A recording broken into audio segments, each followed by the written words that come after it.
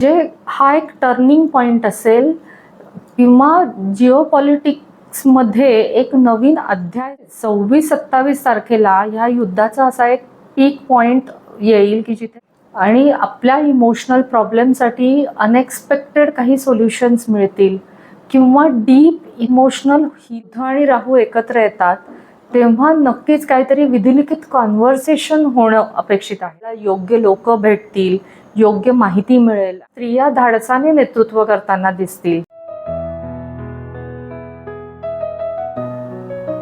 नमस्कार, new era ॲस्ट्रॉलॉजीमध्ये तुमचं स्वागत आहे आणि ज्यांनी नव्याने सबस्क्राईब केलंय त्यांचंही खूप स्वागत आहे. धन्यवाद चॅनलला सबस्क्राईब केल्याबद्दल. ह्या पॉडकास्टमध्ये आपण 14 ते 31 मार्चपर्यंतच्या कालावधीमधले ग्रहस्थिती डिस्कस करणार आहोत. ह्या पॉडकास्टची सुरुवात करण्या अगोदर मला सांगायचं आहे की मागच्या पॉडकास्टमध्ये आपण मंगळ आणि युरानसचा स्क्वेअर डिस्कस केला होता आणि त्याच्यामध्ये असं बोललो होतो आपण की काही स्फोट होऊ शकतात. त्याच्यामुळे हिस्टॉरिकली अशा घटना घडलेल्या आहेत आणि त्याच दरम्यान नागपूरमधल्या स्फोटाची दुर्घटना घडली आणि खरंच ती खूप दुर्दैवी होती. आणि आपण हेही डिस्कस केलं होतं की पौर्णिमेच्या दरम्यान भारत युद्ध करणार नाही, पण आपल्या अलायन्सेस बरोबर काहीतरी टेन्शन निर्माण होईल, काही जिओपॉलिटिकल शॉक्स मिळतील आणि अमेरिका, इस्रायल आणि इराण यांच्यातल्या आता जे युद्ध चाललंय त्यामुळे तशीच काहीशी परिस्थिती आपली निर्माण झालेली आहे. तर सध्या सगळेच जण या बाबतीत चिंतेत आहेत की आपलं कसं होणार या युद्धामुळे, कारण आपला तेल पुरवठा खंडित झालेला असू शकतो. तर आपण आधी ह्या पॉडकास्टच्या सुरुवातीला आपण आधी त्याविषयीच चर्चा करूयात की आत्ताचे ग्रहांची स्थिती काय सांगते आपल्याला युद्धाच्या बद्दल आणि ते आपण आधी समजून घेऊ आणि मग नंतर पर्सनल लेवलला काय घडू शकतं याविषयी आपण चर्चा करू. तर आता 19 तारखेला मीन राशीमध्ये अमावस्या होणार आहे. चंद्र सूर्य, अमावस्येला नेहमी चंद्र सूर्यांची युती असते, तर ती मीन राशीच्या 4थ्या डिग्रीला एकत्र येणार आहेत चंद्र सूर्य आणि शनी नेपच्यूनची जी युती आहे तिच्याबरोबर हे दोघं युती करणार आहेत. म्हणजे एकूण 4 प्लॅनेट्स मीन राशीमध्ये एकत्र येणार आहेत. आता त्याच वेळेस वृषभ राशीतला युरानस आणि मकर राशीतला प्लुटो हे दोघंही ह्या सगळ्या स्टेलियमला म्हणजे 4 एकत्र आलेल्या प्लॅनेट्सना खूप छान सपोर्ट करतायत. आणि त्याच वेळेला मंगळ, बुध आणि राहू हे कुंभ राशीमध्ये युती करतायत आणि हे आपण साधारण 14 तारखेपासून अनुभवत आहोत. आणि मिथुन राशीतला गुरु त्यांना खूप छान सपोर्ट करतोय. तर साधारणतः ही ग्रहांची स्थिती मी आत्ता सांगितली आहे आणि ही खूप पॉवरफुल अलाइनमेंट आहे, काहीतरी एक थीम आहे याच्यामध्ये. तर आता आपण ॲस्ट्रोकार्टोग्राफी असं एक तंत्रज्ञान आहे, त्याच्या थ्रू आपण असं बघूयात की जगाच्या नकाशावर हे प्लॅनेट्स कसे अलाइन होत आहेत. तर युद्धाच्या पार्श्वभूमीवर हे सगळे प्लॅनेट्स कसे काय दिसत आहेत हे आपण एकदा बघूया. तुम्ही चार्टमध्ये बघू शकता. आता जेव्हा खूप साऱ्या पॉवरफुल प्लॅनेट्सचे क्लस्टर जगाच्या एका सेन्सिटिव्ह भागातून, विशेषतः इराण, इस्रायल आणि वेस्टर्न पार्ट ऑफ रशिया याच्यामधनं जेव्हा जातात तेव्हा त्या रिलेटेड घटना, त्याचे परिणाम हे त्या भागात अतिशय दृश्य स्वरूपात दिसत असतात. म्हणजे त्या घटनांचा उगम तिथे असतो. म्हणजे आत्ता जे काही युद्ध चाललंय ते ॲक्च्युली तिथं घडतंय. आणि अमेरिकेच्या नकाशावर बघितलं तर ह्या सगळ्या लाईन्स मुख्यतः त्यांच्या डिसेंडंट म्हणजे ज्याला शत्रू किंवा आपल्या अपोनंटचं घर म्हणतात तिथून जात आहेत. आणि मंगळ, बुध आणि राहू ह्या लाईन्स अलास्का म्हणजे रशियाच्या शेजारच्या प्रदेशातून जात आहेत. त्यामुळे क्लिअरली हे दिसतंय की लाईन जिथनं डायरेक्टली जात आहेत तिथे ॲक्च्युअली युद्ध होतं आहे आणि जिथे अपोनंटमधनं लाईन्स जात आहेत तिथे अमेरिका आपली भूमिका जस्टिफाय करते. ती स्वतः एकटं काही न करता अलायन्सेस बनवून या युद्धामध्ये भाग घेते. आणि गुरुची जी लाईन आहे ती रशिया, अफगाणिस्तान, पाकिस्तान आणि भारत इथून जाते. ही IC लाईन आहे. IC म्हणजे तुमचा स्वतःचा प्रदेश किंवा तुमची जी मातृभूमी असते ती, तुमची स्वतःचे इंटरनल अफेअर्स, अशी ती IC लाईन असते जी आत्ता असं दाखवते की भारत आणि इतर हे जे काही देश आहेत जिथनं गुरुची लाईन जाते तिथून इंटरनल ते देश स्वतःचे इंटरनल अफेअर्स, डोमेस्टिक स्टॅबिलिटी आणि overall foundation of the nations ह्याविषयी विचार करतायत. त्यामुळे ही लाईन आपलं भारताचे पर्टिक्युलरली डिप्लोमॅटिक पोझिशनिंग दाखवते आणि ती क्लिअरली दाखवते की भारत डायरेक्टली इन्व्हॉल्ड नाही आहे वॉरमध्ये, तर डिप्लोमॅटिक काहीतरी त्यांचे देवाणघेवाण किंवा त्यांचा रोल असू शकतो भारत आणि इतर कंट्रीजचा. तसंच ग्लोबल पॉवरमध्ये एक स्ट्रॅटेजिक बॅलन्स टिकून राहावा यासाठी केलेली ही डिप्लोमसी असू शकते. आणि आता प्लुटो लाईन ही रशियाच्या मिड हेव्हनमधनं जातीये. याचा अर्थ रशियाच्या लिडरशिपवर खूप प्रेशर असणार आहे, कारण प्लुटो हा प्लॅनेट खूप पॉवर दाखवतो, डीप आणि हिडन पॉवर असते प्लुटोची. त्यामुळे रशिया खूप महत्त्वाचा रोल प्ले करणार आहे यामध्ये. आणि रशिया जे काही मिलिटरी किंवा पॉलिटिकल लेवलला डिसिजन्स घेईल त्यामुळे ग्लोबल अलायन्सेस रिशेप होणार आहेत. म्हणजे हा एक टर्निंग पॉईंट असेल किंवा जिओपॉलिटिक्समध्ये एक नवीन अध्याय सुरू होईल या दरम्यान. आणि खूप इंटेन्स स्ट्रॅटेजिक प्लॅनिंग किंवा डिप्लोमॅटिक कम्युनिकेशन सुरू होऊ शकतं. काही वेळेला सिक्रेट ऑपरेशन्स किंवा गोंधळात टाकणारी माहिती पण बाहेर येऊ शकते. आणि ग्लोबल पॉवरचं जे स्ट्रक्चर्स आहेत त्याच्यावरचं प्रेशर खूप वाढत जाणार आहे. म्हणजे मोठ्या प्रमाणात युद्ध होण्याची शक्यता थोडी कमी आहे, पण हा एक बदल असेल ज्याच्यामुळे जिओपॉलिटिकल वादविवाद नेक्स्ट स्टेजला कसे असतील याविषयी ते ठरवणारं असेल. आता 26 तारखेला शुक्र मेष राशीत प्रवेश करेल आणि लगेचच तो कायरॉन बरोबर युती करतोय, अगदी 0 डिग्रीनी युती करतोय. आता शुक्र हा प्लॅनेट नेहमी तुमचे रिलेशनशिप दाखवतो, तुमची व्हॅल्यूज दाखवतो, आणि कायरॉन हा तुमचं जे काही इमोशनल वुंड असते ती दाखवतो आणि ती कशी हील करायची हे पण दाखवतो. आता हे दोघं मेष राशीत एकमेकांशी युती करतायत. आणि जर का आपण ॲस्ट्रो कार्टोग्राफिकली बघितलं तर ही जी व्हीनस आणि कायरॉनची लाईन आहे ती इराणच्या असेंडंटवरनं म्हणजे लग्न राशीवरनं जातीये आणि अमेरिकेच्या डिसेंडंट म्हणजे अपोनंट लाईनवरनं जातीये. म्हणजे एकमेकांच्या एक्झॅक्टली अपोजिट जात आहेत त्या लाईन. आणि त्याच्यावरनं त्यांच्यामधले रिलेशनशिपचे डायनॅमिक्स जे आहेत ते कळत आहेत आपल्याला. आता व्हीनस म्हणजे शुक्र आणि कायरॉन हे जेव्हा युती करतात तेव्हा ते खूप सोपं असतं, ते हिलिंग असं नाही आहे. त्याच्यामुळे बऱ्याच गोष्टी बाहेर येऊ शकतात. आणि जेव्हा केव्हा हिस्टॉरिकली हे कॉम्बिनेशन झालेलं आहे तेव्हा तुमच्या भूतकाळामध्ये जे काही तुमचे वादविवाद असतील, तुमचे काही इश्यूज झाले असतील आणि तुमचे जे काही डिप्लोमॅटिक रिलेशनशिप आहे त्याच्यामध्ये काय तणाव आला आहे किंवा काय तुमच्यात फूट पडली आहे हे सगळं दाखवून देतं. आणि त्याच्यावरचा रिकन्सिलिएशनचा प्रयत्न पण दाखवला जातो. त्यामुळे सिम्बॉलिकली बघता अमेरिका आणि इराणमधले रिलेशनशिपचा हा ॲक्सिस जो आहे तो त्यांच्यातली हिस्टॉरिकल वुंड अराउंड डिप्लोमसी आणि अलायन्सेस हे सगळं दाखवतोय. त्याच्यामुळे ते बाहेर येणार आहे ही वुंड की जे काही मागे भूतकाळामध्ये त्यांच्या जे काही वादविवाद झाले होते त्यांच्या रिलेशनशिपमधले ते सगळे बाहेर निघणार आहेत. आणि त्यामुळे काहीतरी संवाद होऊ शकतो आणि मार्ग त्यातून निघण्याची संधी पण मिळू शकते. पण हे सगळं काही सोपं नाही आहे. त्यामुळे हे सगळं एका टेन्शनमधनं गेल्यानंतर किंवा एखादा सेन्सिटिव्ह इश्यू बाहेर आल्यानंतर घडेल. आणि मेष राशीत घडते ही युती, त्यामुळे डेफिनेटली हे खूप असर्टिव्ह ॲग्रेसिव्ह कम्युनिकेशन असणार आहे. म्हणजे 26-27 तारखेला ह्या युद्धाचा असा एक पीक पॉईंट येईल की जिथे खूप तणाव असेल आणि मग त्याच्यातनं काहीतरी निगोसिएशन सुरू होऊ शकतात.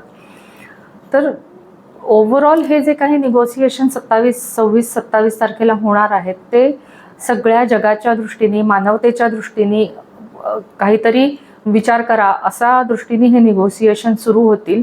मग त्यामध्ये कैद्यांची अदलाबदल होणं किंवा सीज फायर होणं याविषयीचे डिस्कशन्स होतील किंवा पूर्वीचे जे काही वादाचे मुद्दे होते ते मान्य केले जातील. म्हणजे इमिजिएटली शांतता प्रस्थापित होणार नाही आहे कदाचित, तर टेन्शनचा हाय पॉईंट आल्यानंतर निगोसिएशन सुरू होतील. आपण हेच सगळे ॲस्पेक्ट पर्सनल लेवलला आपल्याला कसे अफेक्ट करणार आहेत ते बघूयात. 19 तारखेला मीन राशीमध्ये अमावस्या होणार आहे, आपण ते डिस्कस केलेलं आहे. आणि खूप इंटरेस्टिंग प्लॅनेटरी कॉम्बिनेशन्स आहेत आणि एकत्रितपणे ते एक थीम तयार करतायत. म्हणजे चंद्र, सूर्य, शनी आणि नेपच्यून हे सगळेजण एकत्र युती करतायत मीन राशीमध्ये. आणि त्यावेळेला त्यांना आउटर प्लॅनेट्सचे युरानस आणि प्लुटो यांचा छान सपोर्ट मिळणार आहे. त्या दिवशी आपण गुढीपाडवा पण साजरा करतो. आता हे जे काही आउटर प्लॅनेट्स आहेत म्हणजे शनी, नेपच्यून, युरानस आणि प्लुटो हे एका सपोर्टिव्ह आस्पेक्टमध्ये एकत्र येणं हे खूप दुर्मिळ घटना आहे. आणि मागच्या वर्षीपासून हा आस्पेक्ट आपण अनुभवत आहोत. यानंतर तो हळूहळू करत डिझॉल्व्ह होणार आहे. त्यामुळे आपण आत्ता जे काही घडतंय ते पुन्हा आपण अनुभवणार नाही आहोत. तर आता हा आस्पेक्ट शेवटच्या टप्प्यात आहे. त्यामुळे आपल्या हयातीत तरी आपण हे आता परत एकदा अनुभवणार नाही आहोत. दुर्मिळ आहे, आपण डिस्कस केलेलं आहे ऑलरेडी याबद्दल. आता ही खूप सटल आणि पॉवरफुल अलाइनमेंट आहे. मीन रास ही शेवटची रास असते आणि तिथे अमावस्या होतीये. म्हणजे काहीतरी कम्प्लिशनला जाऊन काहीतरी नवीन सुरुवात होणार आहे, काहीतरी पूर्णत्वाला जाणार आहे. आणि तिची सुरुवात होणार आहे ती एक सायकोलॉजिकल लेवल किंवा स्पिरिच्युअल लेवलला एक नवीन सुरुवात असणार आहे. आपलं नवीन वर्ष पण तेव्हा सुरू होत असतं. म्हणजे काहीतरी आपण नवीन सुरुवात करणार आहोत. आणि ही नवीन सुरुवात कदाचित काहीतरी इल्युजन किंवा एखादा भ्रम दूर होऊन एका प्रॅक्टिकल आयुष्याची नवीन सुरुवात असणार आहे. किंवा काही लोकांसाठी आपली स्वप्न रिअलिस्टिकली आपण सत्यात कशी उतरवू त्यासाठीची ही नवीन सुरुवात असणार आहे. आणि काही जणांसाठी आध्यात्मिक आयुष्य नव्याने सुरू करण्याविषयी हे असेल. तर ही अमावस्या जेव्हा शनी नेपच्यून बरोबर युती करते तेव्हा आपल्या ज्या काही भ्रामक कल्पना आहेत किंवा आपलं आयडियलायझेशन आहे ह्या सगळ्याला आपल्याला फेस करायला लागणार आहे. आपण सामोरं जाणार आहोत त्याला. आणि तेव्हा जाणीव होईल की खरंच आपण ज्याला स्पिरिच्युअलिटी म्हणतो ती स्पिरिच्युअलिटी आहे की एस्केपिझम आहे. म्हणजे आपण कशापासून तरी पळून जायचा प्रयत्न करतोय त्याच्या आडनं. मग हे सगळं समजल्यानंतर आपला एक नवीन आध्यात्मिक प्रवास सुरू होईल. काही लोकांना काही महिन्यांपासून मागच्या वर्षीपासून ॲक्च्युली खूप कंपॅशन वाटतंय. प्राण्यांविषयी असेल, निसर्गाविषयी असेल, तर त्यातही एक प्रॅक्टिकॅलिटी येईल आणि त्यातून रिस्पॉन्सिबिलिटीची जाणीव होईल आणि ती रिस्पॉन्सिबिलिटी घेतली जाईल. म्हणजे ओव्हरऑल एक आपल्या सगळ्यालाच, समाजालाच म्हणूयात की एक स्पिरिच्युअल मॅच्युरिटी येईल. मग आपल्या स्वतःच्या वैयक्तिक आयुष्यात आपल्याला असे अनुभव येतील की एक इमोशनल बॅगेज आपण सोडून देऊ आणि एक सडन क्लॅरिटी येईल.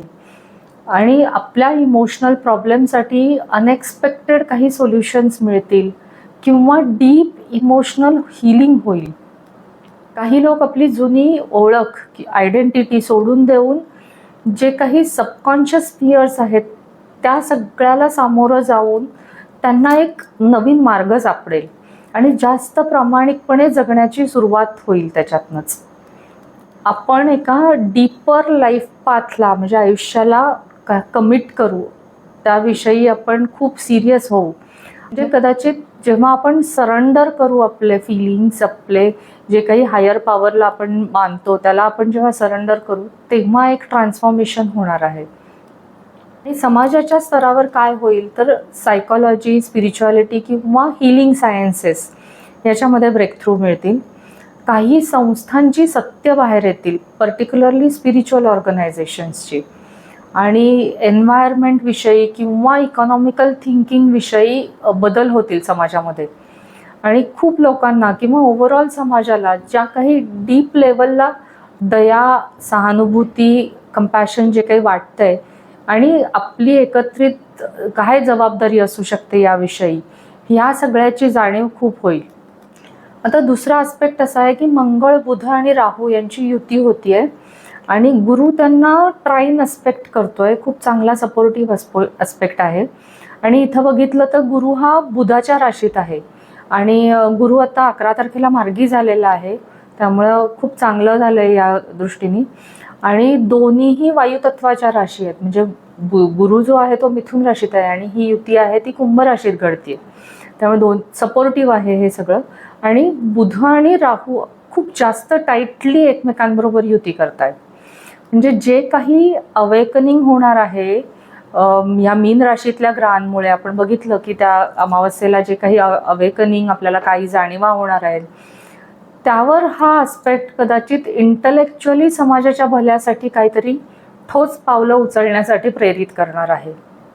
कारण मंगळ हा ॲक्शनचा प्लॅनेट आहे, तो आपल्याला करेज देतो, धाडस देतो.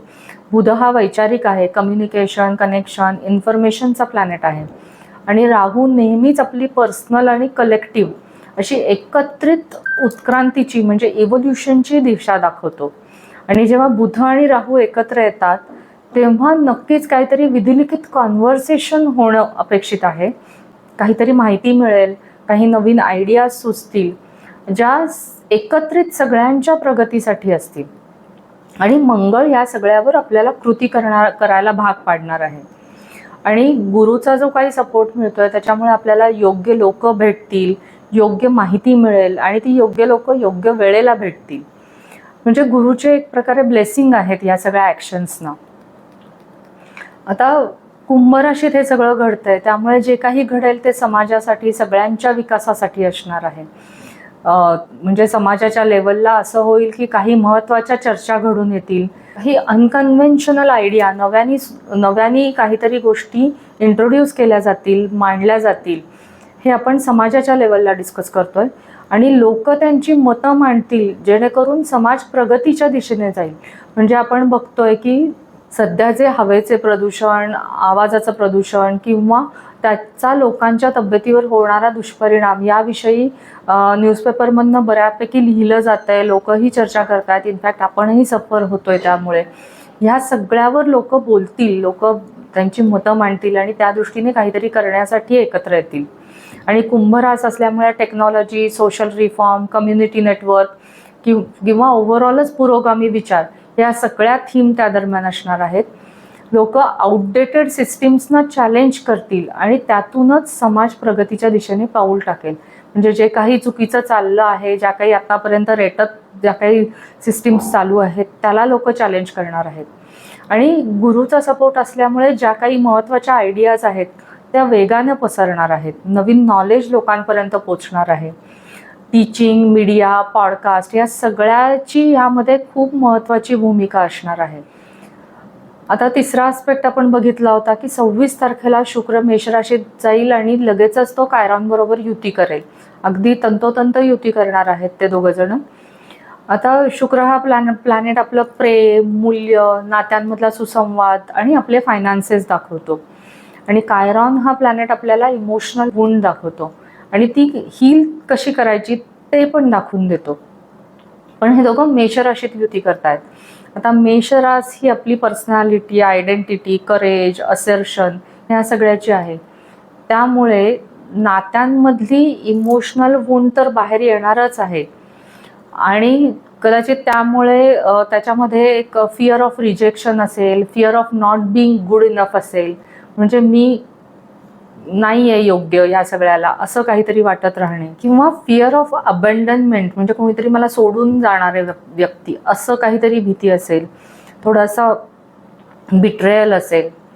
आणि फिअर अराउंड फायनान्शियल इंडिपेंडन्स पण असेल. म्हणजे आपल्या आर्थिक परिस्थितीबद्दलही आपल्याला काहीतरी भीती वाटत राहील. आणि ओव्हरऑलच पर्सनल व्हॅल्यूज असतील त्याच्याविषयी इन्सिक्युरिटी वाटेल की मला हे वाटतंय ते माझ्या व्हॅल्यूज बरोबर आहेत ना. आणि काही लोकांना असं वाटेल की आपले जे काही स्किल्स किंवा टॅलेंट आहेत ते आपण खूप कमी लेखतोय स्वतःला त्याच्यामध्ये, आपण कदाचित जास्त चांगलं करतोय का. म्हणजे हे जे काही होणार आहे ते पेनफुल जरी असलं तरी त्याच्यातून एक हळूवार आपल्याला फुंकर पण मिळणार आहे, त्याच्यातून काहीतरी मार्ग पण दिसणार आहे.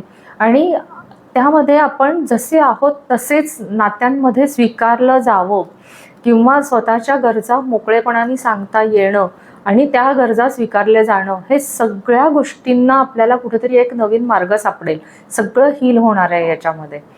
म्हणून प्रामाणिकपणे आणि मोकळेपणाने संवाद साधायला पाहिजे आहे. काही वेळेला नात्यांमध्ये मर्यादा सुद्धा दाखवून द्यायला पाहिजे आहेत. आणि कुणाकडनं तरी आपल्याला प्रशंसा मिळावी किंवा कुणीतरी आपल्याला ॲक्सेप्ट करावं, ह्यापेक्षा सेल्फ रिस्पेक्टला आपण जास्त महत्त्व दिलं पाहिजे. स्वतःला कंपॅशन जास्त दाखवलं पाहिजे. आणि काही जणांना मोकळेपणाने बोलल्यामुळे नात्यांमध्ये ब्रेकथ्रू मिळतील. या दरम्यान लोक अशा लोकांना अट्रॅक्ट करतील की ते सुद्धा त्याच दुःखात न जात आहेत ज्या दुःखातनं तुम्ही जात आहात. त्यामुळे ते एकत्र येऊन एकमेकांना हील करू शकतील, एकमेकांना आधार देऊ शकतील.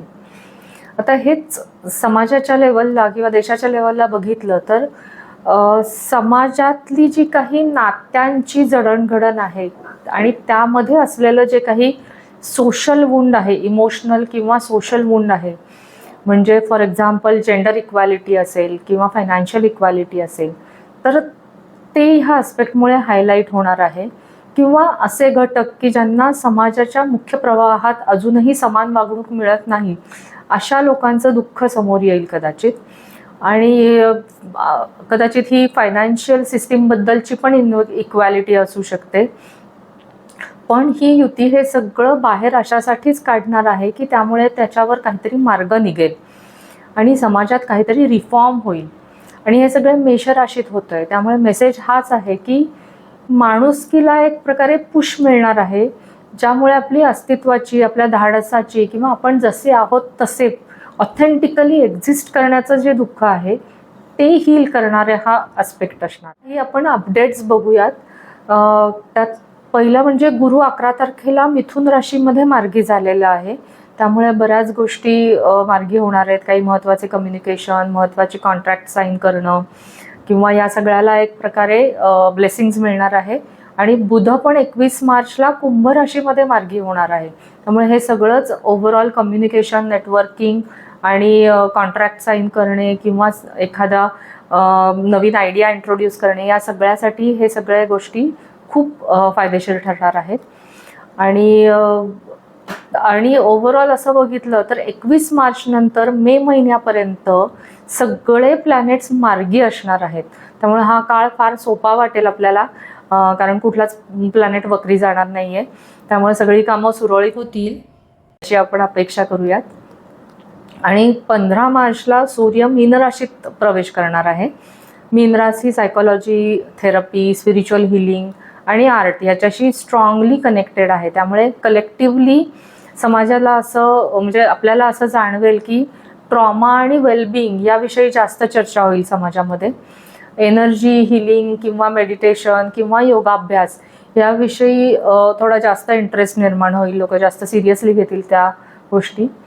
आणि एकत्रितपणे समाजाचं दुःख असेल किंवा एक फॉरगिव्हनेस असेल याविषयी आपण जास्त विचार करू. आणि 26 मार्चला शुक्र मेष राशीत प्रवेश करणार आहे. मेषराश ही बोल्ड रास आहे, त्यामुळे शुक्र तिथे बोल्ड होतोय. त्यामुळे रिलेशनशिपमध्ये एक असर्टिव्हनेस येईल, सोशल ॲक्टिव्हिझम होईल, ते आपल्या मूल्यांशी निगडीत असेल सोशल ॲक्टिव्हिझम. नंतर म्हणजे त्याच्यामध्ये वुमन राईट्स, जेंडर इक्वॅलिटीबद्दल बोल्डली बोललं जाईल. आणि थोडंसं फायनान्शियली आपण इम्पल्सिव्ह होऊ, त्यामुळे फायनान्शियल रिस्क घेताना लोक दिसतील किंवा काही वेळेला स्त्रिया धाडसाने नेतृत्व करताना दिसतील, म्हणजे त्या स्वीकारतील ते नेतृत्व. आणि बोल्ड आर्टिस्टिक एक्सप्रेशन पण दिसून येईल आणि तेही विविध माध्यमांमधनं ते दिसून येईल. मार्चचा हा जो काही दुसरा भाग आहे तो मानसिक किंवा आध्यात्मिक लेवलला एक नवीन सुरुवात करणारा असेल. आणि तेव्हा आपण सर्वांच्या एकत्रित प्रगतीसाठी इंटलेक्च्युअली काहीतरी प्लॅन्स करू आणि ते अंमलात पण आणू.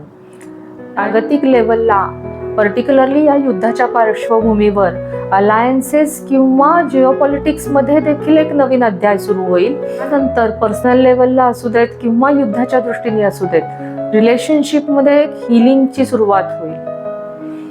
तर ह्या सगळ्यासाठी तुम्हाला खूप खूप शुभेच्छा.